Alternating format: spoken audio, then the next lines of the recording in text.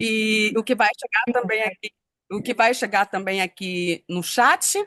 E no segundo bloco, eu vou ter que escalar e colocar numa saia justa, visto que não se encontra ainda o Flávio, o Ricardo Moreira. Pode ser, Ricardo? Pode, pode. Ok, beleza. Perfeito. Pode ser, tá todo mundo de acordo? Tá bom assim, o deputado? Tá claro para o senhor? Po- Você tá Alguém? mudo, Rui. É, Você tem que. Aí. Para mim tá bem. Eu ok. vou fazer minhas observações aqui de Alô. acordo com o que eu penso, tá bom? Não Perfeito. necessariamente seguir esse roteiro tão rigoroso como você seguiu. Ok, vai ser Grande. bem petista, então, o encontro.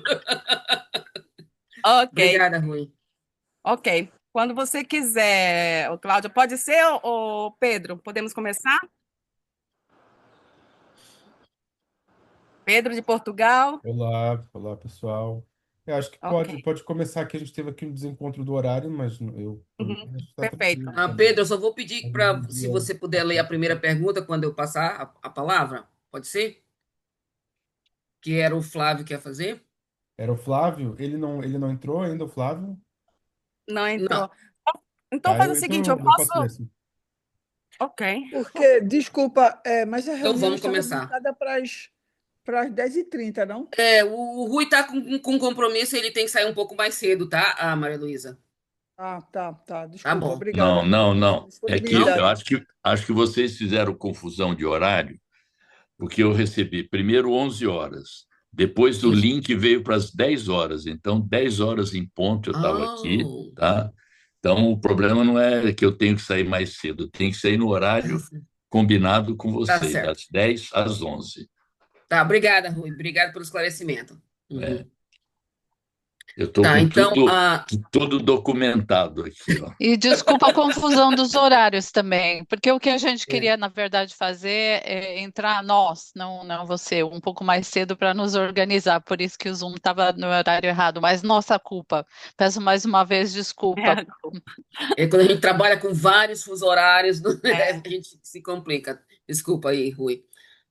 Mas tá certo, então vamos iniciar esse encontro, que é inédito, viu, Rui? A gente, aqui no exterior, ter esse espaço com os candidatos que vão e podem vir a presidir esse grande partido, né, que é o Partido dos Trabalhadores. Então, obrigada pela sua paciência e pelo seu tempo para vir conversar com a gente. Então, já para iniciar já os trabalhos, nós temos uma primeira pergunta e o Pedro Paula de Portugal, ele vai ler essa pergunta para você.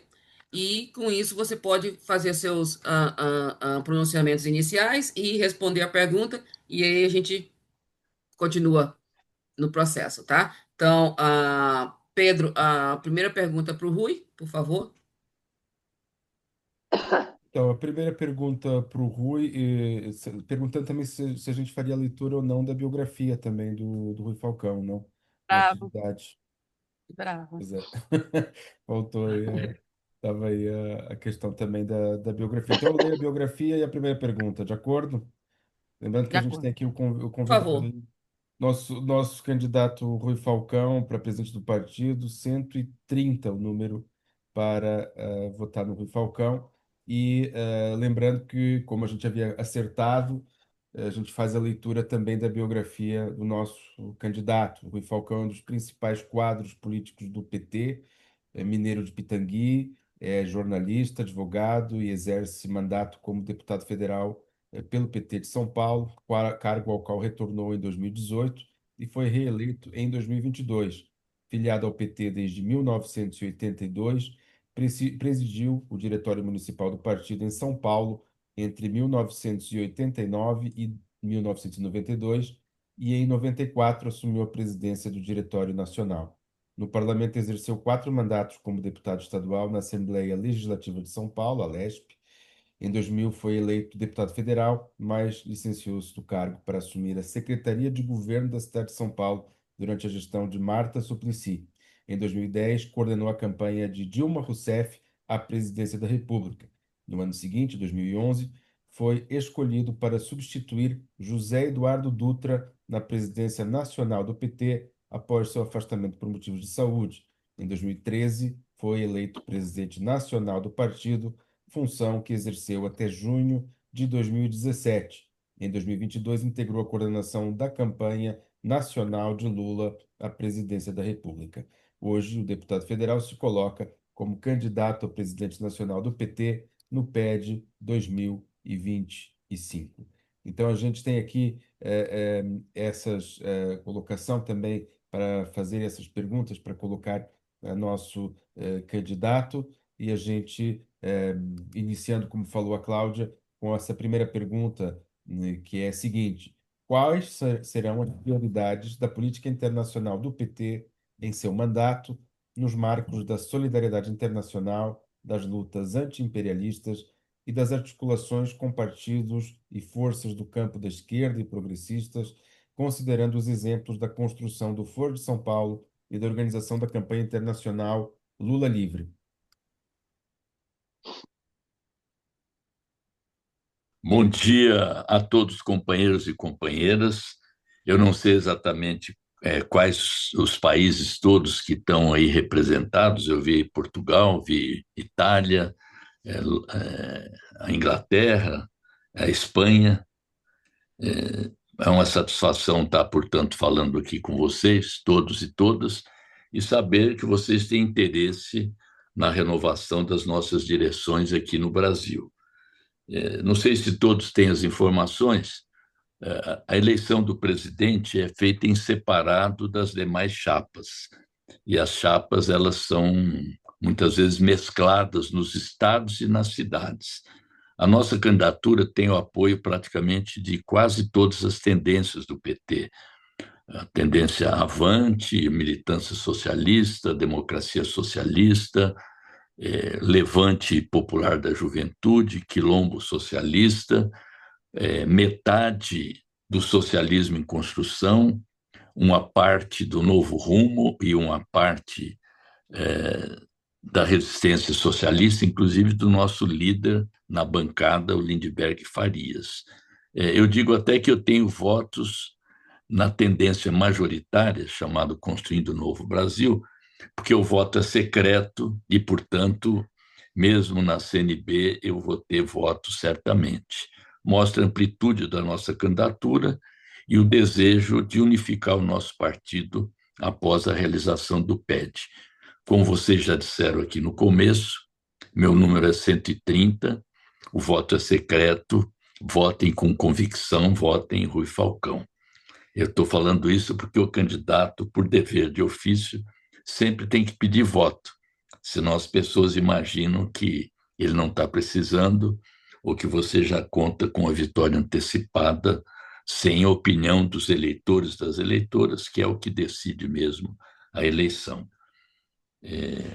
Bom, vamos a... Eu, na verdade, vocês fazem minha biografia, eu sempre preciso fazer uma correção. Eu integrei a coordenação da campanha da presidenta Dilma em 2010, mas a que eu coordenei como coordenador geral foi em 2014, a eleição vitoriosa dela também. Antes do PT, eu militei em algumas organizações, o Partido Comunista Brasileiro, depois Comandos Regionais de Libertação Nacional, a Colina, a VAR Palmares, na qual eu militei até 1970, quando fui preso pela ditadura militar, ficando prisioneiro na Ilha das Pedras Brancas, no meio do rio Guaíba, no Rio Grande do Sul, até 1973. Depois disso, militei no Sindicato dos Jornalistas, todas as lutas em defesa da democracia, até me filiar ao Partido dos Trabalhadores e Trabalhadoras. Bom, primeiro, eu queria, para responder essa questão da política internacional, ressaltar uma coisa importante que vocês fazem na pergunta, que é a questão da luta anti-imperialista. Um dos temas que eu tenho destacado muito na nossa campanha é que é preciso atualizar nossa estratégia e reviver a nossa vocação anticapitalista, anti-imperialista, internacionalista e defesa de um outro tipo de sociedade justa, fraterna, solidária, sem exploração nem opressão, que nós chamamos de socialismo. Isso, nos últimos anos, desapareceu do nosso vocabulário e desapareceu das nossas resoluções. Nós estamos revivendo isso, até porque hoje vocês sentem isso aí nos seus países de residência. O mundo vive uma crise global. Esse relato da companheira sobre o que aconteceu agora nos Estados Unidos, a Cláudia, é típico do que eu estou dizendo. É uma crise que é econômica, política, social, cultural, ambiental e pontuada por guerras localizadas, por água, por petróleo, por territórios, a ponto de um autor americano agora, num livro que chega ao Brasil, explorar a possibilidade de um hecatombe nuclear a partir de guerras, muitas vezes uma guerra nuclear desencadeada por um dos países que dispõe desse artefato. Então, essa crise global requer de um partido como o nosso, que tem essa vocação, tem esse ideário, que a gente combate essa crise apontando os seus responsáveis. Então, não dá para falar do desmatamento no Brasil, que é grande, embora tenha sido contido parcialmente agora no nosso governo, sem que a gente aponte os autores responsáveis por esse desmatamento, por essa mineração ilegal, pela exploração de povos originários. Isso aí tem nome, isso aí chama capitalismo, isso aí chama luta de classes. Então, tratar a questão ambiental sem apontar os responsáveis como dizia o Chico Mendes, é fazer jardinagem e não combate à devastação. Então, quando vocês falam quais as prioridades nossas de política internacional, tem uma que é imediata. E no último debate, inclusive, eu sugeri isso aos nossos candidatos, nossos colegas adversários, e um deles não se manifestou, que é a ideia de que os 4 candidatos se dirigissem ao presidente Lula e sugerir a ele que suspendesse relações diplomáticas e comerciais com o governo genocida de Bibi Netanyahu. Inclusive, depois da nossa proposta, o Conselho Nacional de Direitos Humanos também defendeu a mesma posição, lembrando ainda que o próprio presidente Lula, depois da sua primeira declaração contra o genocídio em Gaza, ele foi considerado persona non grata em Israel. Então, não se trata de romper com a população de Israel, até porque uma parte significativa dela, inclusive militares, pedem hoje o fim da guerra e a saída das tropas do exército de Israel de Gaza. Então, seria importante, primeiro, que já o nosso partido aderisse a essa campanha mundial de boicote, sanções e vetos a qualquer tipo de contato com o governo de Bibi Netanyahu. Segundo, que a gente expressasse a nossa solidariedade, como é da tradição petista, a todos os povos e nações que lutam contra a opressão, a exploração e a expropriação.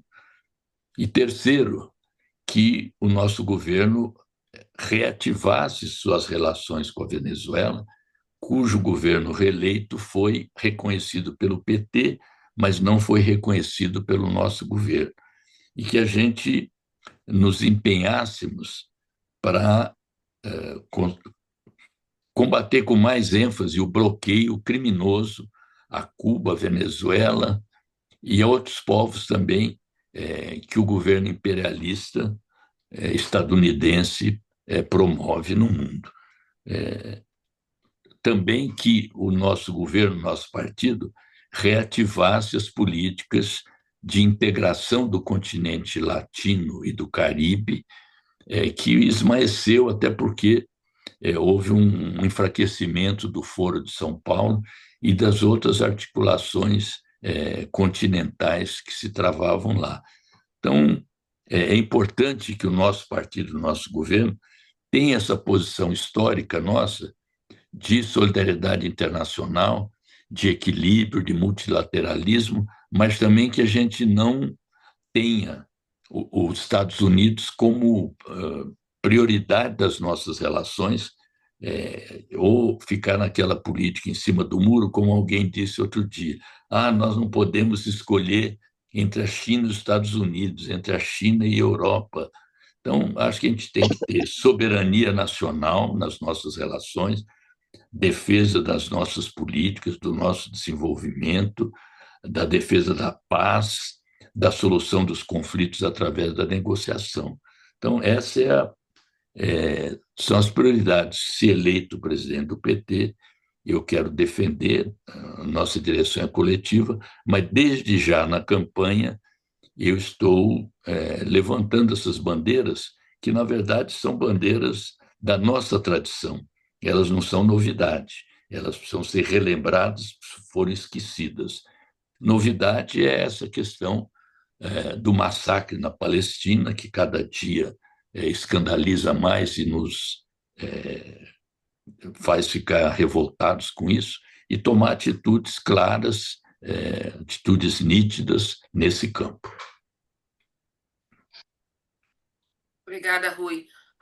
Devido a esse probleminha que nós tivemos com o fuso horário, nós nos confundimos, eu gostaria de passar já para as perguntas, né? O Rui também respondeu já algumas coisas que seria a segunda pergunta. Então, para a gente fazer um encontro mais dinâmico e aproveitar o máximo do Rui, que ele tem muita coisa para dar para a gente, muita história. E então vamos aproveitar. Então vamos pedir aqui ao pessoal da direção aí, da produção, para se já tiver alguma pergunta no chat, para ler. A intenção é que vocês escrevessem as perguntas e a Júlia e outra companheira iriam ler em 30 segundos. O problema é que quando a gente faz a pergunta, a gente demora minutos, aí a gente não tem tantos minutos. Mas Júlia, tem alguma pergunta no chat agora? Eu peço desculpa aqui, Júlia, desculpa, tá, Júlia? Mas a gente temos ainda a última pergunta, a terceira pergunta, Cláudia. Vamos perguntar antes de entrar no segundo bloco, que é o bloco onde a comunidade participa, através do formulário e do chat aqui, pessoal. Manda pergunta no chat para aproveitar o candidato, tá? Isso. Olha lá, Então melhor vamos para a terceira comando. pergunta. Então vamos para Então, a terceira. enquanto a Por Cláudia favor. faz a terceira pergunta, a gente está já pegando aqui e selecionando as perguntas, beleza? Então, combinado. Pedro, eu vou pedir para você fazer a terceira pergunta.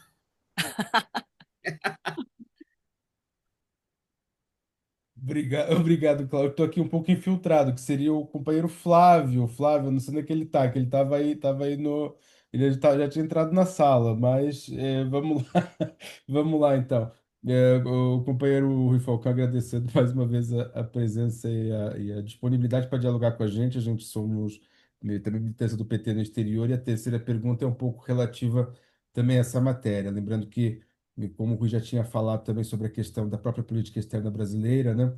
Sobre essa conjuntura internacional, por um lado, a questão da defesa da paz, do multilateralismo, da soberania entre os países, assim como os processos de integração regional latino-americana e caribenha, o aprofundamento das relações Sul-Sul e o papel do BRICS. Isso seria um dos pontos que a gente perguntaria, né? E a outra questão que a gente colocaria teria muito que ver com a militância no exterior. E eu colocaria e passaria a ler essa pergunta que foi, enfim, organizada também por esse grupo de núcleos, colocando o seguinte: considerando a vocação internacionalista do PT, como o partido pode se beneficiar da experiência e conhecimento de sua militância para dialogar com os mais de 5 milhões de brasileiros e brasileiras que hoje trabalham, estudam e vivem no exterior, reelegendo Lula em 2026? E como reforçar a atuação dos núcleos petistas na conscientização da classe trabalhadora migrante e transnacional, assim como no fortalecimento de alianças com nossos partidos amigos em um momento de avanço da extrema-direita internacional. Então, essa pergunta que a gente colocaria para nosso companheiro Rui Falcão. Só um segundo. A, a companheira está colocando que está travado o chat. Então, quem tem o controle poderia checar se todos estão livres para escrever no chat, se tem alguma coisa, tá? Só isso mesmo. Obrigada, Rui, por favor.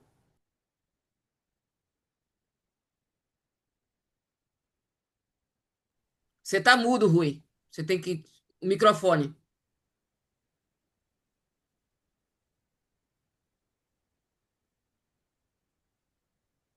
Alguém. Pedro, o microfone do Rui tá bloqueado?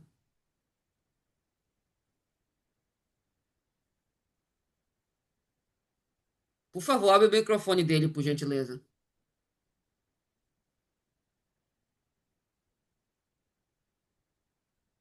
Isso que já deveria Desculpa os estar, problemas técnicos. já deveria estar funcionando. Deixa eu tentar ver aqui. Acontece. Esse é o problema de fazer ao vivo. Acontece. Tudo tranquilo, daqui a pouco vai voltar ao Vendo normal. agora Paciência. seria possível se conseguir Rui, ligar o você clicou microfone. aí para ver se tira. E não acontece nada, né? Tá. Ok, no meio tempo, enquanto o Pedro está vendo aí, o pessoal, a gente está lendo aqui o chat, eu estou lendo. Para mim está dando tudo ok. Me faz um sinal se para vocês também estão conseguindo escrever e se está desbloqueado, porque eu estou vendo todos os chats aqui, tá? Fica aqui dando um saludo, as saudações aqui para todo mundo que está participando, o pessoal daqui de Madrid, de Só Paris. verificando, Nossa, tá legal. Tá muito verificando se a legal. Que Júlia mais consegue. participação, gente? Vamos mandar lá as mensagens, tá bom? Que eu e a Júlia estamos já selecionando. Ok, tá funcionando. Conseguiu abrir, Pedro? Eu perguntaria se a Júlia consegue ligar Não. o microfone. Você consegue ligar o seu microfone, Júlia? Seu próprio microfone? Consigo, Então não é um consigo. problema do chat. Não é um problema do chat.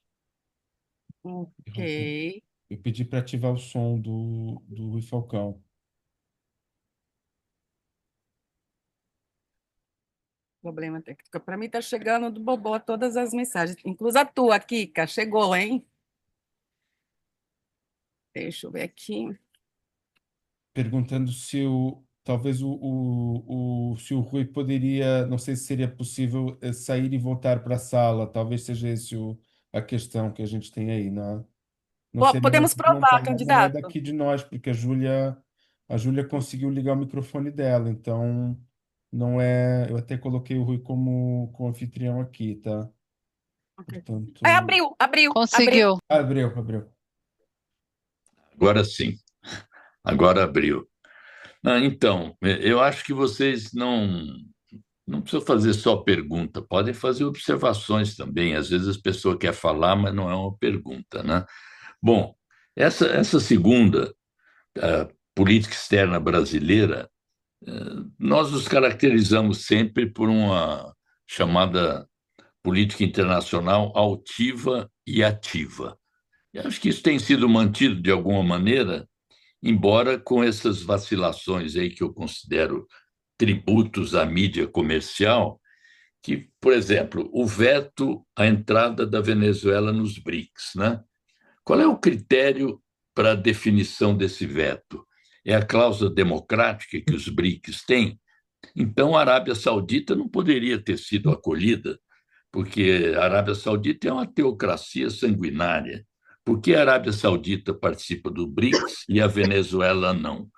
Então, uma das coisas que a nossa diplomacia deveria providenciar, a meu ver, com urgência, era, na próxima oportunidade, introduzir, acolher países como a Venezuela nos BRICS, que sempre foi um parceiro da nossa diplomacia e não deveria estar fora dos BRICS.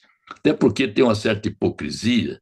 Os estadunidenses falam que a Venezuela não é democrática. Entretanto, apesar do bloqueio que fazem para que a Venezuela possa receber importações de outros países, eles permitem que a Chevron explore o petróleo da Venezuela. Aquilo que interessa ao capital, a democracia, entre aspas, não conta, mas para outras questões, sim. Então, restrições ou críticas que eu faço hoje à nossa diplomacia é essa posição de algumas concessões que não são coerentes com a nossa tradição. Sobre a coisa aqui que eu acho que eu queria me deter mais, é essa questão. Tem gente com o microfone aberto aí. São essas questões da presença de vocês, companheiros e companheiras, no exterior. Eu, por exemplo, não tenho acompanhado se há relatórios frequentes da nossa Secretaria de Relações Internacionais com vocês. Seria atribuição dessa secretaria fazer esse contato. O que eu acho é o seguinte: é preciso manter um contato permanente, ou seja, pelo menos uma vez por mês, reuniões regulares com os núcleos e militância nossa no exterior. Eu falo núcleos, mas é uma força de expressão, que cada vez mais aqui no Brasil, inclusive, os nossos núcleos foram desaparecendo. E por quê? Por causa de algumas mudanças no nosso partido, que eu também tenho abordado na nossa campanha. Hoje, as bases partidárias influem muito pouco nas diretrizes e na atuação do nosso partido. Hoje, quem dirige de fato o PT não são as instâncias, são os parlamentares, os governadores e os executivos nossos. Então, eu acho que há uma carência de informações para a militância e de participação da militância nas decisões. Nós já tivemos períodos em que nós fizemos verdadeiros plebiscitos internos.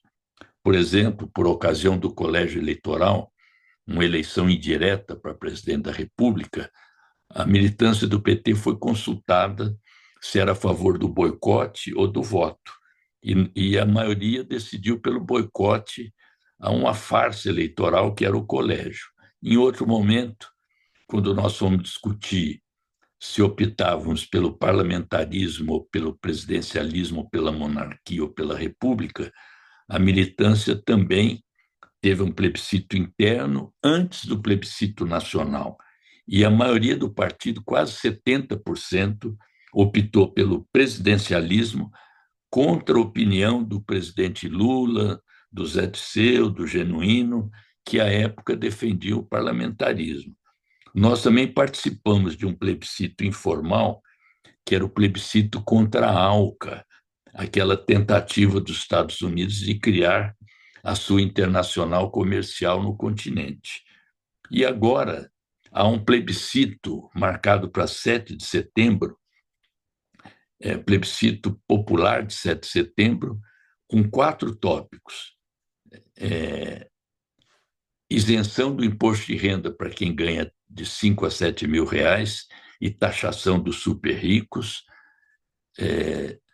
fim da odiosa escala 6x1, redução da jornada de trabalho sem redução de salário, e eu acrescento um ponto que é o sem anistia aos golpistas de 8 de janeiro.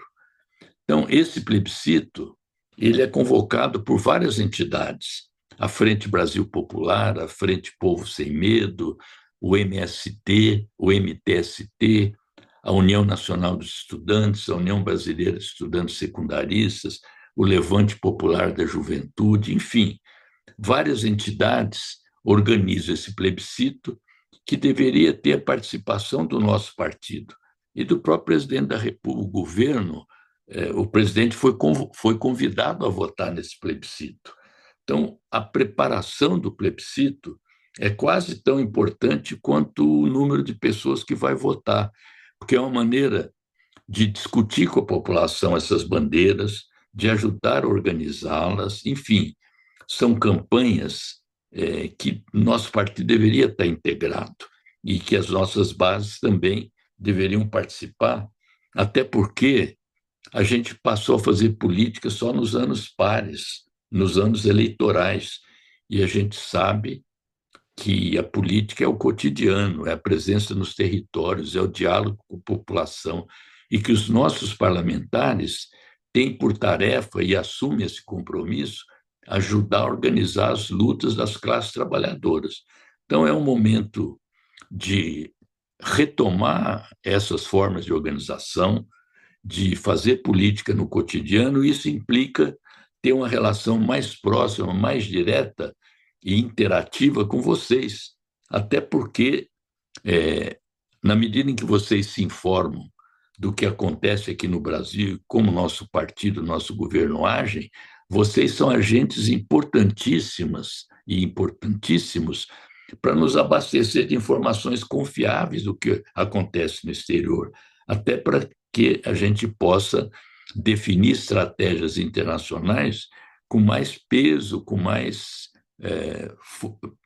noção da realidade que ocorre nesses países. Não pode ser uma reunião unilateral em que vocês requisitem informações daqui, tem que ser uma relação de interação, ida e volta, e isso requer organicidade, isso requer relatórios, isso requer troca de documentos, isso requer intercâmbio.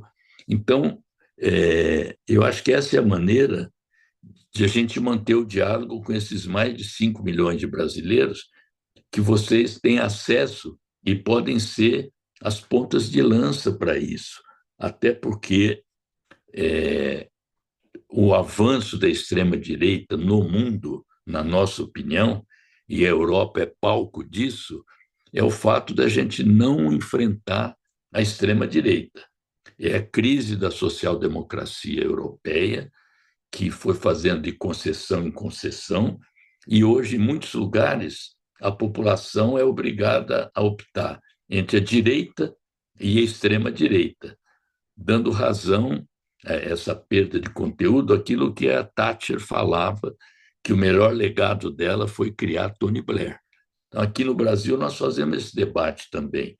Se a gente não enfrenta a direita e a extrema-direita e combatê-los, requer também combater o sistema, e o sistema tem nome, sistema capitalista, cria uma confusão enorme com a população, porque hoje nós somos governo aqui no Brasil, e ao ser governo, nós temos que manter as instituições funcionando, e são instituições que não operam a nosso favor da mudança, e por isso a população manipulada pela direita, que é sistema, nos vê como sistema, e a direita se apresenta como antissistema, capitalizando os votos nas eleições. Então, essa maneira de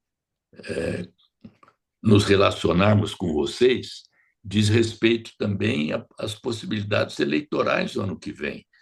Se não houver uma organização forte, se o PT não for uma organização preparada, informada, formada e organizada, que isso é uma condição para mobilização, é muito difícil reeleger o presidente Lula em 2026, que é a nossa meta principal nesse momento, inclusive, em que a popularidade dele chegou a um patamar muito baixo, apesar de todas as mudanças que o nosso governo vem promovendo, né? Então, eu acho que é importante reforçar a atuação. Eu não sei se são núcleos aí ou pessoas. Se forem pessoas soltas, é bom que se organizassem núcleos, né? E também esse diálogo que a gente mantinha sempre, que eu não sei se está sendo mantido agora, com os partidos que são aliados nossos. Que eu saiba, a gente tem mantido relações mais estáveis com o Partido Comunista da China, com o qual a gente mantém seminários, ora um ano aqui no Brasil, ora um ano em Xangai ou em Pequim, como eu já fui lá uma vez, no contexto do Foro de São Paulo também, e aí na Europa, tradicionalmente, era com o Partido Comunista, com o Partido Socialista, mas não com a frequência e com a organicidade que eu imagino que a gente devesse ter. Certo. Rui, podemos então passar para algumas perguntas, algumas observações, só por conta do tempo? Sim. Então, passo aí a palavra aí para as colegas aí, para as perguntas ou observações e intervenções. Ok. Só para que tanto o candidato como todos os nossos companheiros que estão aqui no chat nos acompanhando entender como é que é a dinâmica aqui da entrevista, como foi elaborado o formato. Tem o primeiro bloco, que é uma pergunta que vai para todos os candidatos, são 3 perguntas para todos os candidatos, de modo que seja uniforme e que cada um receba sempre as mesmas perguntas. E o segundo bloco, que as perguntas que chegam através dos formulários de inscrições e aqui no chat, tá? Eu e a Júlia ficamos responsáveis de selecionar essas perguntas que chegaram do formulários e no chat. A gente já selecionou, né, Júlia? Tá tudo ok aí para ti? E, candidato, a gente entende e agradece de coração o Rui Falcão a tua disponibilidade, do tempo, de estar aqui pontual, o respeito pelo tempo de cada um. Eu agradeço em nome de todos aqui presentes. Realmente a questão do fuso horário para nós é um problema. Eu mesma estava pensando que fosse às 2:30 da tarde daqui, de Roma, Itália.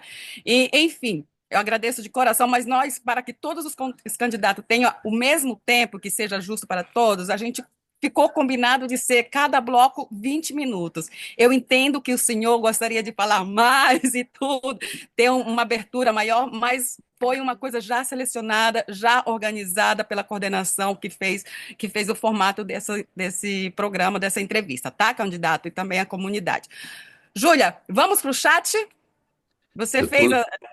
eu Tá, eu, tô lendo aqui no chat qual o papel dos BRICS, Arábia Saudita pode e tal. É, tem coisas que estão aqui que eu concordo. Ter contradição de Estados Unidos e OTAN não quer dizer que estamos atrelados a qualquer um.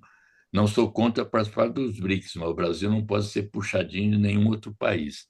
Evidente que não, e eu deixei claro aqui que a nossa política deve ser de independência, de autonomia, de defesa da soberania nacional, internacionalista, mas sem estar nem cativo dos Estados Unidos, nem da China, nem da Europa. Para isso, é que a gente precisava fortalecer o Brasil e a integração continental, porque o conjunto do continente latino e caribenho permite que a gente tenha força política, econômica, social, cultural, para não depender de nenhum dos blocos e continuar firme na defesa do multilateralismo. Perfeito. Vamos lá, Cláudia. Você selecionou lá as perguntas? Cláudia, não, desculpa, Júlia. então, eu estava olhando fora essa pergunta que estava no chat, tem outras perguntas no chat da Ana Lee, da Lilian da Espanha, da Ana Lee também é da Espanha e da Cris Granha dos Estados Unidos. As 3 perguntas mais ou menos batem no mesmo tempo, no mesmo tema. Eu vou tentar juntar tudo aqui, que tem a ver com o avanço da extrema-direita através das big techs, né? E que a extrema-direita, o PL, por exemplo, diz a Lilian, já está avançando com o IA já pensando nas eleições de 26. E qual seria, portanto, o que nós podemos fazer, tanto para evitar golpes, pensando nesse papel da Big Tech, como também para nós mesmos nos fortalecer naquilo de maneira mais concreta, como quando a gente diz que queremos falar com a população, que queremos estar próximo à população. Seria mais ou menos isso, e para combater o golpismo, né, que tem acontecido. Então, eu contra o golpismo tem duas questões aqui no Brasil. A primeira é alterar o artigo 142 da Constituição, que permite a interpretação de que os militares são poder tutelar no Brasil. Tem um historiador brasileiro chamado Carlos Fico, que mostra que desde 1889, quando foi proclamada a República por intervenção militar, todos os golpes ou tentativas de golpe aqui no Brasil têm o dedo dos militares, Por isso é importante mudar esse artigo da Constituição, mudar o currículo das escolas militares e o próprio esquema de promoções, para que essa chaga seja extirpada do nosso país. Quero crer que um artigo da Constituição portuguesa, que nós copiamos aqui para fazer uma emenda constitucional, proíbe que quem detém o poder legal do uso da violência e quem usa armado não participe da política nacional. Isso é importante, sobretudo agora que nós vamos julgar, a partir de amanhã, Bolsonaro e alguns generais, que não se passe o pano, que não haja aquela tradição brasileira de virar a página, porque quem esquece o passado está condenado a repeti-lo. Então, para que nunca mais aconteça, era importante que, seguindo o devido processo legal, todos esses golpistas sejam condenados e, se condenados, cumprir cadeia. Então, essa é a parte do golpismo que, sempre com os militares à frente, mas também com apoio, como foi em 1964, da imprensa nacional, dos grandes empresários da comunicação. E esse é outro aspecto também que a gente precisava mudar, que é a chamada democratização dos meios de comunicação, definindo o que são monopólios e oligopólios, para que haja uma regulação sem que isso implique censura ou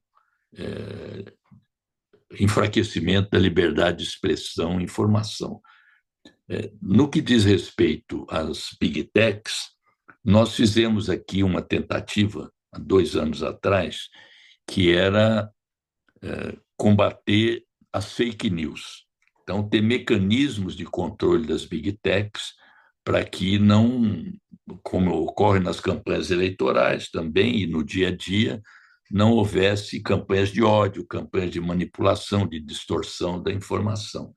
Esse projeto, depois de 6 meses de construção coletiva, foi arquivado. E agora uma outra tentativa de, através de uma comissão especial, fazer uma outra lei que regule a ação das Big Techs. E o Supremo Tribunal Federal, enquanto o Congresso não delibera, discute agora a alteração do artigo 19 do Marco Civil, já tem 3 votos a favor e 1 contra, para que haja controle e retirada de conteúdos mentirosos ou campanha de ódio e tal, que tem inclusive afetado crianças, adolescentes, e há uma campanha da grande mídia para dizer que isso é censura, que isso não pode ser feito e assim por diante. Nós estamos empenhados para que isso ocorra, para que haja essa regulação. Paralelamente a isso, é preciso também uma taxação das Big Techs, como já ocorre na França, na Alemanha e outros países, porque elas se valem da coleta, da mineração de informações a nosso respeito, e isso vira um ativo comercial, financeiro, fazendo com que elas sejam hoje as empresas mais poderosas e de valor de venda no mundo todo, maiores até do que as petroleiras e as grandes empresas automobilísticas. Essa taxação ela é necessária e nós defendemos que elas sejam taxadas também. O outro ponto diz respeito à soberania digital. Nós temos hoje a maior parte dos nossos dados, inclusive das pesquisas das universidades, nas nuvens das Big Techs. Então, é impossível você ter soberania, porque a soberania não é só o controle das fronteiras, o patriotismo, a garantia das nossas riquezas minerais e assim por diante. A soberania também é soberania sobre a sua memória, sobre os seus dados, sobre as suas informações, inclusive estratégicas. Então, é preciso que haja o desenvolvimento de data centers nacionais, como tem na China, como tem em outros lugares, para que a gente não seja prisioneiro dessas grandes empresas. Com relação aos data centers, é preciso que haja uma coisa muito bem estudada, muito bem programada, porque, vejam, é, é, para que você treine a inteligência artificial, para que você tenha todo esse processo de avanço, é preciso que haja provisão de água e de energia, sobretudo. São verdadeiros sugadores de água e de energia, a tal ponto que esse descontrole fez com que na Espanha haja uma campanha que, se não me engano, é o seguinte: sua nuvem seca meu rio. Então, vejo com muita preocupação essa história de querer subsidiar a vinda de data centers estadunidenses aqui para o Brasil, nos dando a possibilidade de armazenar 10 a 20% dos nossos dados em data centers que seriam nacionais, mas implantados por eles aqui.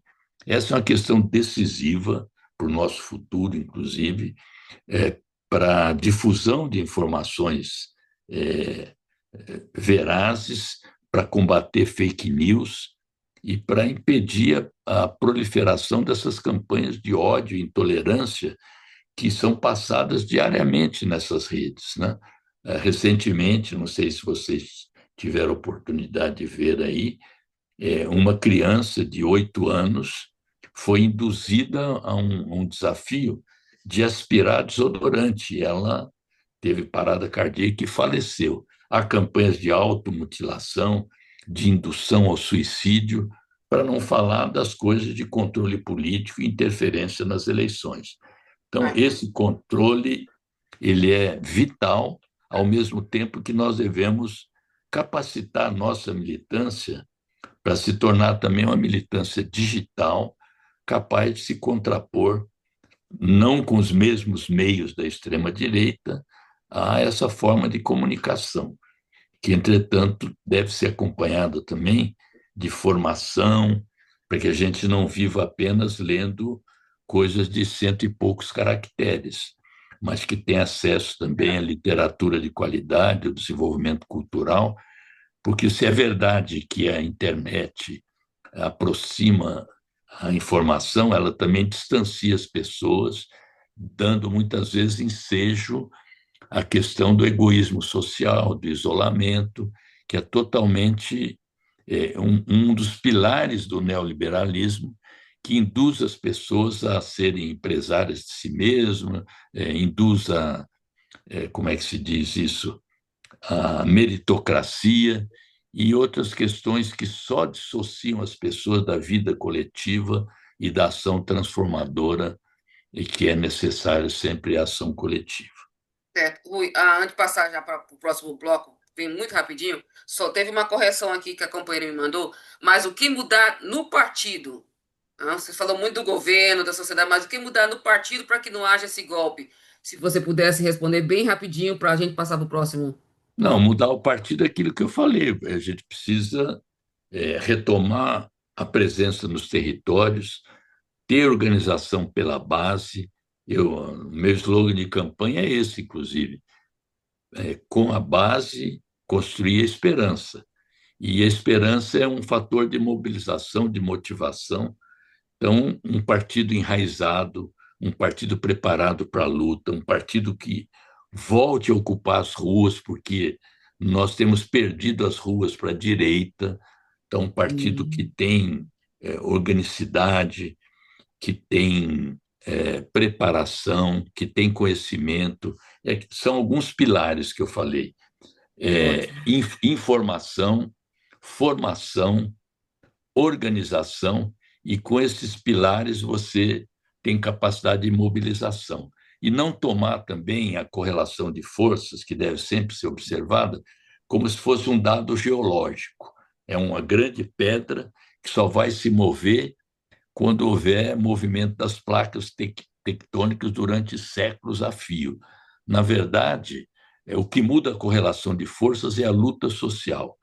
Então, combater a extrema-direita significa ter presença nas lutas sociais, organizá-las, fazer com que as classes trabalhadoras se movimentem a favor dos seus direitos e que lutem por uma nova sociedade, que atraia os jovens com o projeto futuro, porque se tudo que você propõe, isso não dá para fazer porque não passa no Congresso, nós temos que devolver aquele conceito de dupla governabilidade. Governabilidade nas instituições e no parlamento e a governabilidade social, que tem que ser assegurada pelos partidos do campo popular, mas que o governo precisa fazer a disputa também. Não faz sentido ter uma divisão de tarefas que o governo administra e o partido faz política. Correto. O papel do PT, inclusive, é defender o nosso governo, mas também criticá-lo e garantir que o partido seja autônomo em relação ao governo, assim como o governo tem a sua dinâmica, até porque hoje é um governo que tem De até coalizão. partidos de direita no seu interior e tem partidos que são nossos aliados, mas não votam conosco. Então, o partido também tem criticado isso. E nós temos que ter coerência. Por exemplo, nós dissemos que a política de juros escorchantes do antigo presidente do Banco Central, Roberto Campos Neto, era uma política de lesa pátria. Agora, a taxa de juros aumentou mais ainda. Então, se o partido muda a sua política, não, porque agora o presidente do Banco Central, nós que indicamos, não podemos mais falar, você perde a sua credibilidade e a sua identidade. E um partido sem identidade é um partido que tende ao desaparecimento, como partidos aqui no Brasil, o caso do PSDB, e na Europa, o destino de vários partidos da social-democracia e do próprio Partido Comunista Italiano. O próprio Partido Comunista Italiano, que hoje, depois de mudar de nome, virou um partido com votação residual. A propósito, você, aí em Roma, e os companheiros da Itália, tem um livro muito importante do Lúcio Magri, chama O Alfaiate de Ulme, que mostra como foi assim um pouco os desafios e o destino do Partido Comunista Italiano. Eu dei esse livro ao presidente Lula, quando ele estava preso, para mostrar para ele, inclusive, que os partidos não são eternos. E se o partido perde suas raízes, se o partido perde a sua identidade e capitula diante de forças momentâneas, ele tende também a desaparecer. E eu espero que esse não seja o destino do PT, e por isso tenho me apresentado para relembrar isso, para relembrar o que eu ouvi de um indígena outro dia, dizendo o seguinte: precisamos retomar os nossos princípios fundadores. E que eu ouvi também de uma garota de 16 anos dizendo assim: deputado, eu quero o meu PT de volta. Ou seja, o PT que luta, o PT que organiza, o PT que tem cara própria, o PT que não se curva diante das ameaças e o PT que luta para construir uma nova sociedade que não é essa sociedade na qual estamos vivendo. Obrigada, Rui. Vamos passar aí para as nossas colegas para mais um bloco de perguntas, né? Vamos lá. Vamos sim. Olha, tá chegando aqui muitas perguntas no chat. O pessoal tá acordando agora que acabou o almoço, né? Tá todo mundo aí já preparado. Tá chegando muitas perguntas. Pessoal, não temos tempo, porque o tempo será igual para todos os candidatos. Assim que a gente vai pegar todas essas perguntas e vamos passar para a coordenação do candidato Rui Falcão, tá bom? Eu aqui vou fazer a pergunta, candidato, que chegou no formulário. E vou fazer a pergunta da Cleide Kika de Andrade, ali do núcleo do PT de Galícia. Um beijo, querida. Ó, a pergunta é: a violência é apontada como um dos principais fatores que leva os brasileiros a migrarem para outros países. Nesse contexto, como o senhor avalia essa realidade, considerando que o estado da Bahia, governado pelo Partido dos Trabalhadores há décadas, apresenta atualmente 6 cidades entre as 10 mais violentas do país? Candidato, o tempo, ó, eu vou ser chatinha e vou pegar aqui no tempo. Bom, primeiro, acho que não é só a violência que leva as pessoas a deixarem o Brasil. Também a busca de oportunidades, é a questão de estudar no exterior. Faço aqui um parênteses, que a nossa diplomacia precisa agir rapidamente, porque estudantes brasileiros nos Estados Unidos estão sendo ameaçados ou de deportação ou de exclusão da escola. Então, isso é uma ação que a nossa diplomacia precisava agir rapidamente, se é que já não está agindo, né? Falando da violência, nós estamos agora com um projeto no Congresso sobre segurança pública, que é considerado um dos maiores problemas da população, para conter a ação dos grupos do crime organizado, os grandes conglomerados que atuam no tráfico de drogas, no controle dos postos de gasolina, nas favelas, cobrando aluguel, cobrando internet, assim por diante. É um problema gravíssimo, precisa ser enfrentado pelo governo brasileiro, até porque a questão da segurança é, por definição, competência básica dos Estados federados. Nós estamos assumindo a responsabilidade de fixar diretrizes nacionais para que haja mais inteligência, mais integração, mais combate, mais proteção das fronteiras, que é um projeto que está em votação agora no Congresso Nacional. Então, nós sempre criticamos esse problema da letalidade policial na Bahia, que é um estado governado por nós agora pela quinta vez. Mais recentemente, o estado de São Paulo passou um pouquinho à frente da Bahia na questão da letalidade policial.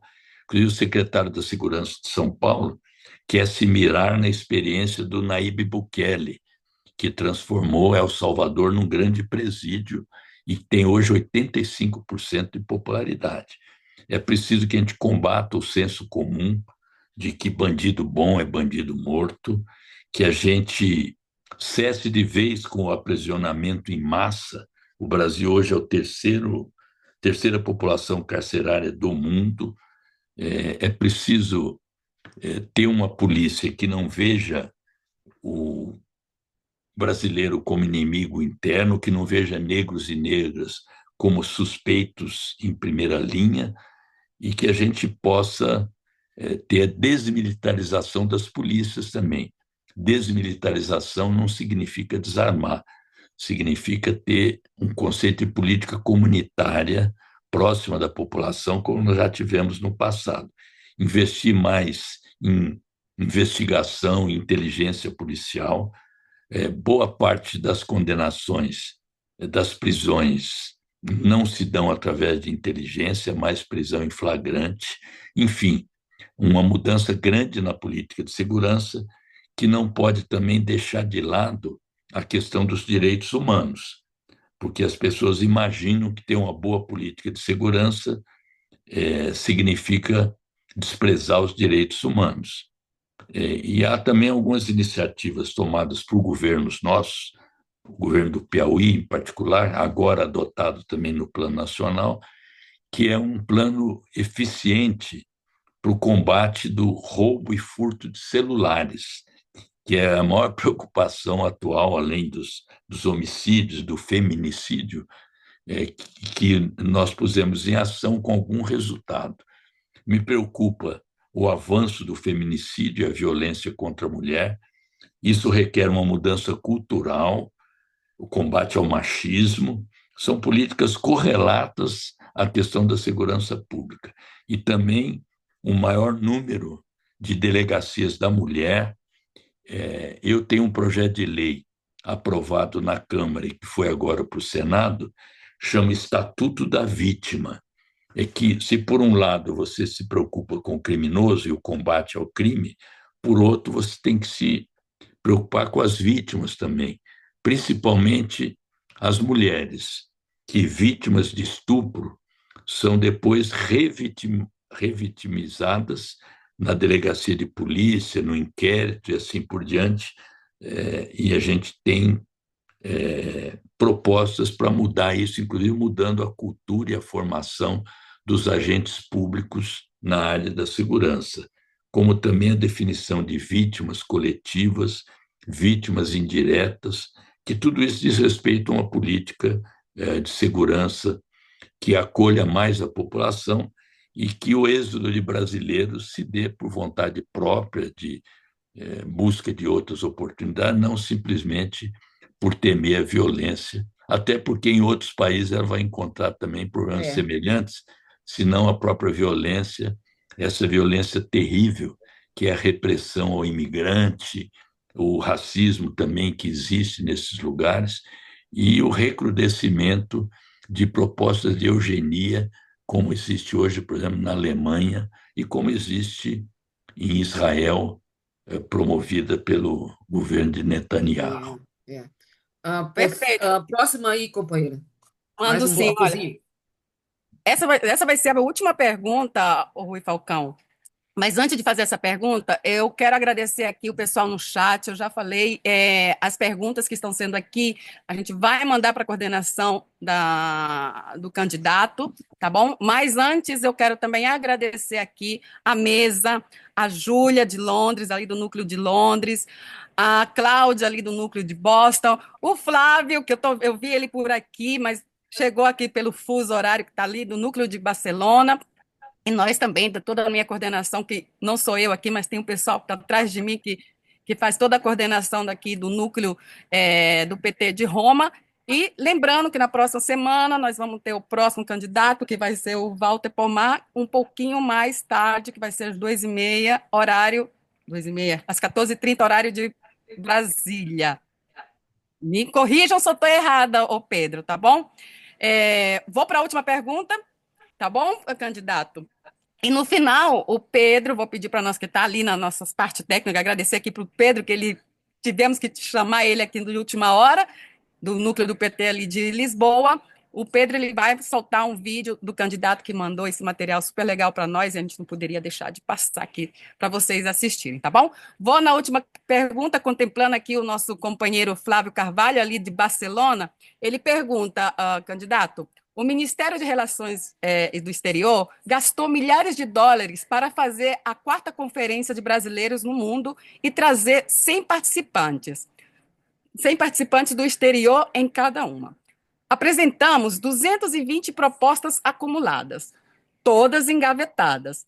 Não há mais confiança suficiente para que o diálogo com o nosso governo seja coordenado pelo Ministério das Relações do Exterior, nem pelo MG, Ministério da Justiça, acredito, que nos desprezou na segunda comigrar, desculpa.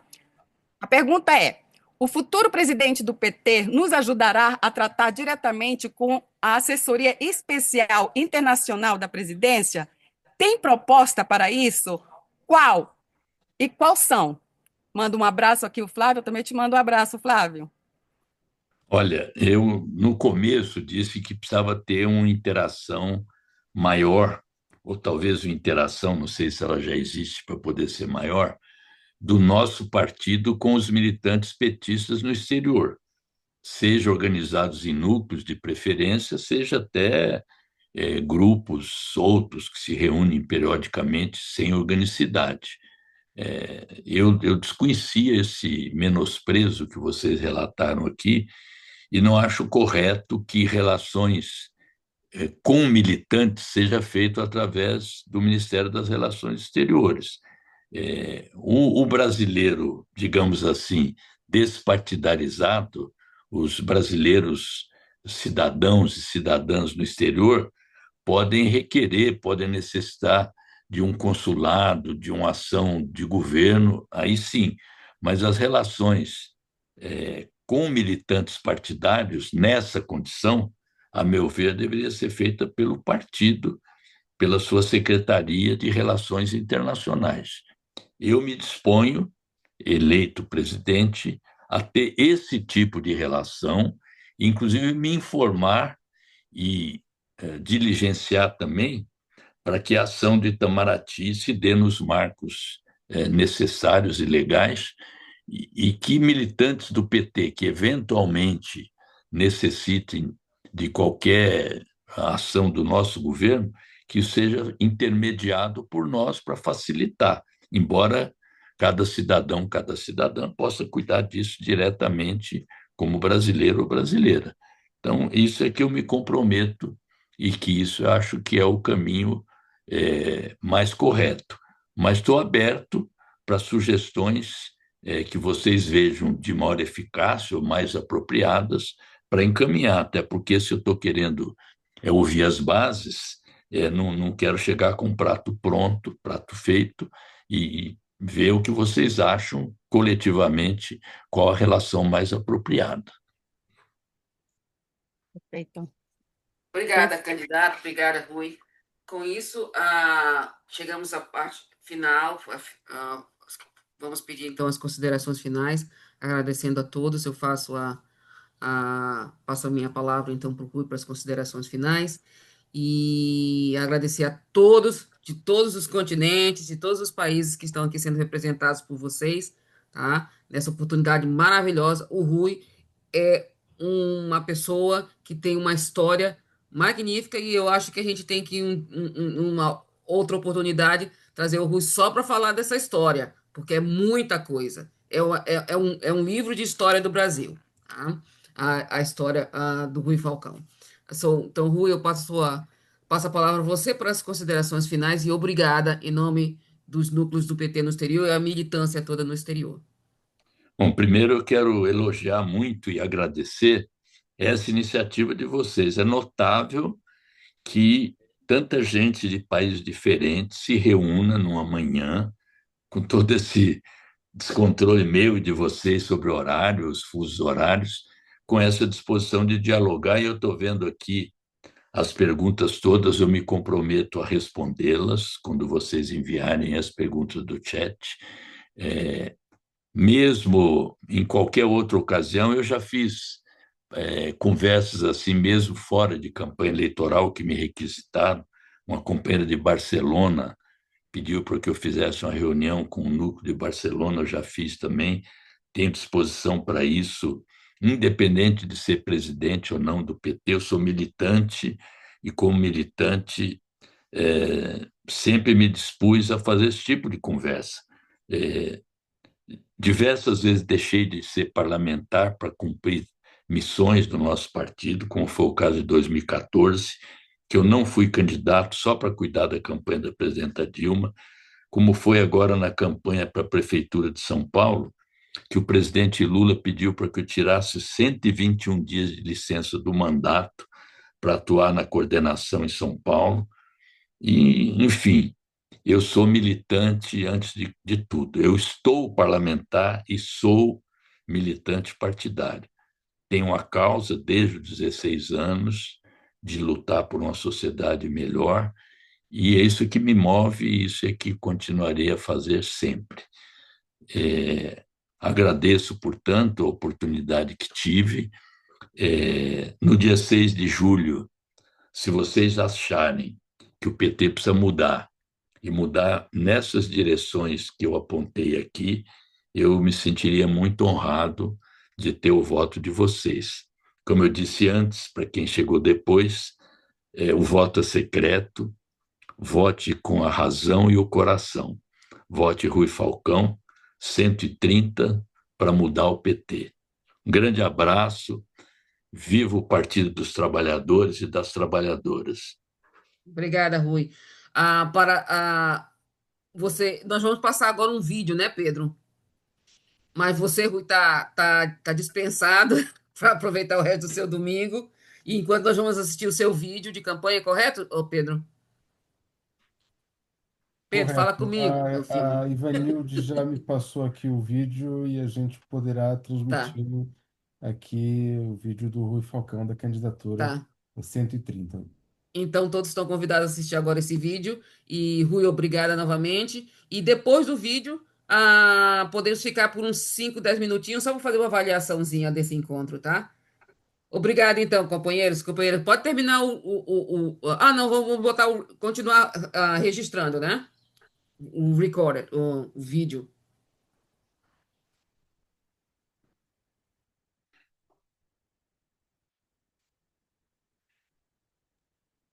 Precisamos do som. Áudio. Deputado federal pelo PT de São Paulo. Voltou à Câmara dos Deputados em 2018 e foi reeleito em 2022. Jornalista e advogado, exerceu 4 mandatos como deputado estadual na Assembleia Legislativa do Estado de São Paulo. e em 2000 assumiu uma cadeira na Câmara dos Deputados ao ser eleito como deputado federal, mas se licenciou do cargo para assumir a Secretaria de Governo da cidade de São Paulo. Filiado ao PT desde 1982, presidiu o Diretório Municipal do partido em São Paulo entre os anos de 1989 e 1992. Exerceu o cargo de presidente do Diretório Nacional do PT em 1994. Em 2011, o partido escolheu para substituir o presidente nacional do PT, José Eduardo Dutra, afastado do cargo por motivo de saúde. Em 2013, foi eleito presidente nacional do PT. Rui Falcão assumiu também o cargo de secretário de governo da cidade de São Paulo e coordenou a campanha de Dilma Rousseff à presidência da República em 2010 e foi um dos coordenadores da campanha de Lula em 2022. Hoje, o deputado federal se coloca como candidato a presidente nacional do PT, no PED, em 2025. O PT já nasceu fazendo democracia. Nós nascemos das lutas sociais, dos sindicalistas combativos que se organizavam para conquistar mais direitos, aqueles que saíam das prisões, como eu, que tinha enfrentado a ditadura militar, acabou convergindo para o PT, um partido que quer construir o socialismo com a participação da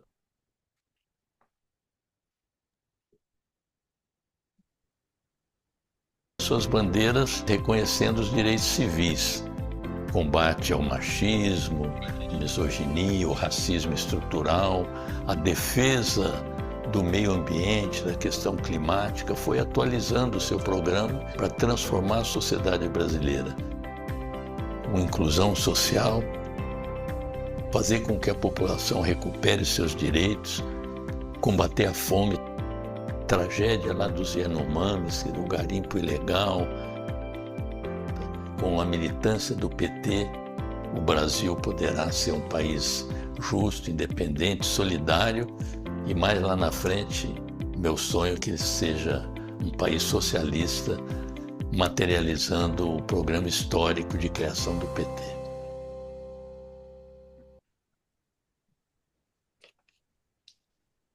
Obrigada, então, gente. Uma boa tarde, uma boa noite. E os coordenadores dessa mesa e das seguintes, se quiserem, por favor, podem ficar e a gente vai bater um papo rápido, tá? Obrigada e tenha um bom domingo. Obrigado. Obrigada. Obrigada, Rui. Podemos bater uma Obrigada, foto, Rui. né? Bater uma foto? Ah, Bate uma foto.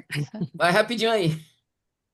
Ah, mas nesse caso coloca o candidato. Ó, o Rui ainda Não, o está Rui tá aqui. O Rui já tá tá aqui. aqui, gente. Ele quer Vai ficar lá, para Pedro. conversar. Vai lá, Pedro. Quero sair na foto. Ah, então coloca ele grande, Pedro. Já? Já Não, tá. espera, Pedro, coloca ele no Zoom. Eu não quero ver você, nem você e nem a Cláudia aí. Eu quero ele. Eu quero, olha eu aqui, ó. Legal, legal, pessoal. Acho que já tá, já tá. Não, ô, seu Obrigado. Pedro, eu quero ele grande. Por que que vocês dois estão aí no Zoom? Como é que coloca ele Na grande? Clá- Deixa eu ver. Eu não sou um bom É, no Zoom. tá? Tá você grande agora. Eita. Ah, então, não, se você consegue ver, não consegue ver ele grande, talvez ele tenha que conversar, falar, tá? Ele tem que falar. Candidato, fale, por favor, assim a gente possa fazer uma foto com o senhor assim no Zoom. Estou falando aqui. Aí. Fiquei até agora para aparecer na foto, né? Aê! Tá Agora bem. Obrigada, Rui. Falou, tchau, gente. Tchau, gente. Tchau. Valeu. tá. Obrigada, candidato.